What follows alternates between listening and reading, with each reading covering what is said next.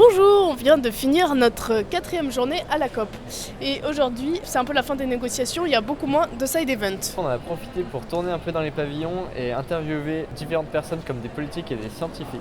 Et après, on va pour finir vous parler un peu de la problématique de la hausse du niveau de la mer.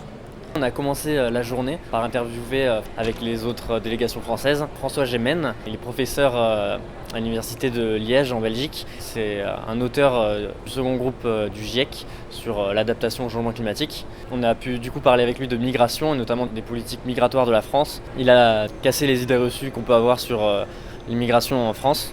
C'était vachement intéressant du coup de pouvoir échanger avec lui. Avec les autres jeunes Français, on a aussi pu interviewer Yannick Jadot, donc candidat à la présidentielle en France. On a pu évoquer avec lui les sujets de la COP, de son programme ou encore des questions migratoires, vu qu'on avait interviewé François Gémen juste avant. On a eu des points de désaccord, notamment sur les questions de la jeunesse et sur les questions de rassemblement de la gauche. Donc d'autres étudiants n'étaient vraiment pas d'accord avec son point de vue. Et donc on a pu avoir un petit débat qui était intéressant. Pour cette fin de journée, on a participé à une plénière qui était un peu un début de cérémonie de clôture de la COP26. Pendant cette cérémonie, on a pu voir que les traités ont été adoptés. C'était très protocolaire et voilà, c'était ce qui a déjà été signé en fait tout au long de la COP a été récapitulé ce soir. Et on a aussi parlé de l'Égypte qui sera le prochain lieu d'organisation de la COP27 l'année prochaine.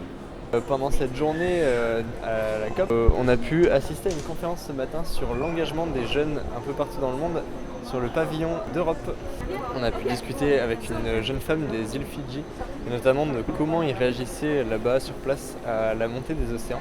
Et ensuite on a pu faire le lien avec une manifestation qui s'est déroulée donc, sur les locaux de la COP, avec des représentants de chaque île du Pacifique qui défilaient avec leur drapeau pour alerter sur le fait que leurs îles allaient disparaître très vite.